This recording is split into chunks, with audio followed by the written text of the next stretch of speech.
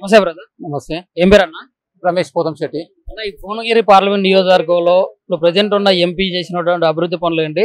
ఇప్పుడు రాబోయే ఎలక్షన్స్ లో ఎవరు గెలవబోతున్నారు? ఇక్కడ మాకు పూర్తి నమ్మకం ఏంటంటే బూర నర్సయ్య గౌడ్ గారు గెలుస్తారని చెప్పి పూర్తి నమ్మకంగా ఉంది. గతంలో వారు చేసిన అభివృద్ధి పనులు కానీ టీఆర్ఎస్ పార్టీ ఎంపీగా ఉండి కూడా జాతీయ పార్టీలో మన భారతీయ జనతా పార్టీ ప్రభుత్వము అధికారంలో ఉన్నప్పటికీ నిమ్స్ను ఎయిమ్స్గా మార్చడం కానీ అనేక అభివృద్ధి కార్యక్రమాలు చేయడం జరిగింది బూర నర్సయ్య గౌడ్ గారు. అలాంటి వ్యక్తి పరిసరాల రీత్యా భారతీయ జనతా పార్టీలో చేరిండు. ఇప్పుడు భారతీయ జనతా పార్టీ నుంచి ఎంపీ అభ్యర్థిగా పోటీ చేస్తుండు. వారికి గెలిచే అవకాశాలు ఎక్కువగా ఉన్నాయని మనస్ఫూర్తిగా అనుకుంటా ఉన్నాను. వారు చేసిన నిస్వార్థ సేవాపరుడు. ప్రజలలో జనంలోకి చొచ్చుకుపోయి ప్రజల కష్టాలను నష్టాలను అన్నీ గమనించి వారికి ఏ విధమైన స్వేచ్ఛ రావాలంటే ఏం చేయాలనే అభివృద్ధి కార్యక్రమాలు ఏం చేయాలని చెప్పి ఒక థాట్ ఉన్న వ్యక్తిగా భావిస్తా ఉన్నాం. ఇప్పుడు మీకు ఇన్ని చెప్తున్నారు కదా, ఇప్పుడు ప్రజెంట్ ఎంపీ తెలుసా? మీ ఎంపీ భువనగిరి ఎంపీ కోమటిరెడ్డి వెంకటరెడ్డి గారు. అసలు వారు నియోజకవర్గం ఉన్నారా లేరా ఏమైనా కానీ కాంగ్రెస్ కోమటిరెడ్డి బ్రదర్స్ అనే చెప్పి రాజగోపాల్ రెడ్డి కోమటిరెడ్డి వెంకటరెడ్డి అని ఈ దోషకంగానే కనిపించింది. కానీ ప్రజలలో అభివృద్ధి చేసిన కార్యక్రమాలను మాత్రం ఎక్కడ కూడా ఏనాడు కూడా చూడలే అతన్ని. మరి మూడు ప్రధాన పార్టీల నుంచి కూడా బలమైన అభ్యర్థులు పోటీలో దిగుతున్నారు. గట్టి పోటీ అయితే ఇక్కడ భువనగిరి పార్లమెంట్ లో అయితే ఉండే అవకాశం అయితే ఉంది. ఇప్పుడు ఇక్కడ భువనగిరి అయితే ఇంకో మాట ఏంటంటే ఇక్కడ ప్రజలతో కొంతమంది చెప్తున్న మాట ఏంటంటే భువనగిరి అంటే కాంగ్రెస్ కంచుకోట. కాంగ్రెస్ అభ్యర్థి ఇక్కడ చామల కిరణ్ కుమార్ రెడ్డి గెలిచే అవకాశాలు ఎక్కువ ఉన్నాయని అంటున్నారు. మీరేమంటారు?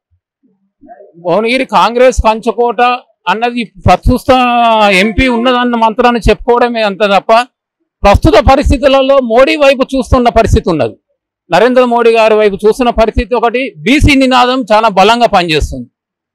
గతంలో బూర నర్సయ్య గౌడ్ గారు చేసిన అభివృద్ధి పనులు ఇప్పుడు ఇంకా ప్రభుత్వంలో ఉన్నాడు కాబట్టి ఇంకా చేయబోయే అభివృద్ధి కార్యక్రమాలు చాలా ఉంటాయని చెప్పి ప్రజలు ఆకాంక్షిస్తా ఉన్నారు.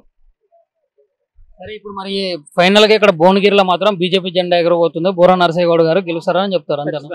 మరి ఇప్పుడు బూర నర్సయ్య గౌడ్ గారు ఇప్పుడు గెలిస్తే ఇవి చేస్తా అని చెప్పేసి ఏమన్నా హామీలు ఇచ్చిన పరిస్థితులు ఏమన్నా ఇక్కడ ప్రజెంట్? తప్పకుండా చేస్తారు. వారికి సాధ్యమైన పనులు ఇప్పుడు భారతీయ జనతా పార్టీలో కేంద్రంలో అదే పార్టీ ఉంటుంది, తీసుకొస్తాడు, పనులు చేస్తాడు. నమ్మకం ఉంది, ప్రజలలో పూర్తి నమ్మకం ఉంది బూర నర్సయ్య గౌడ్ గారి మీద. కాంగ్రెస్ పార్టీ మీద నమ్మకం లేదా? ఇప్పుడు మన రేవంత్ రెడ్డి, మన సీఎం రేవంత్ రెడ్డి చెప్తా ఉన్నాడు కదా, కేంద్రంలో రాహుల్ గాంధీని ప్రధానమంత్రి చేస్తా, ఇక్కడ మొత్తం 6 గ్యారెంటీలు కూడా మేము ఖచ్చితంగా అమలు చేస్తాం. గ్యారెంటీలలో ఏదో ఒకటి కూడా అమలు కాలే కదా. మహిళలకు బస్సు ఫ్రీ ఒకటి తప్ప ఆ మహిళల బస్సు ఫ్రీ కూడా కొట్టుకునే పరిస్థితి ఉన్నది. ఇవాళ కిరాయిలు పెట్టుకొని పోయే జనాలు కూడా నిల్చొని ఇబ్బందులు పడే పరిస్థితి ఉన్నది. అది ఏదో ప్లస్ అయిందని కూడా మాత్రము పొరపాటుగా భావించాల్సిందే. మిగతా హామీలు అన్ని కూడా అక్కడనే ఉన్నాయి. 6 గ్యారెంటీలు అమలు ఖచ్చితంగా అమలు అయితే అని నమ్మకం అయితే లేదా మీకు? 6 గ్యారెంటీలు అమలు అయితే అని మీకైతే ఏమాత్రం నమ్మకం లేదా?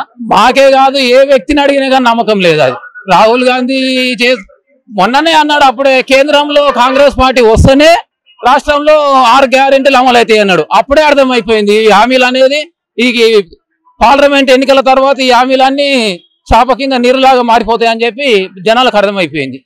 మీరేమంటారు? ఇప్పుడు కేంద్రంలో కాంగ్రెస్ వచ్చేది లేదు, ఈ 6 గ్యారెంటీలు అమలు అయ్యేది లేదు, అయ్యేది లేదు. అది పూర్తి సామాన్య జనానికి కూడా తెలుసు. అది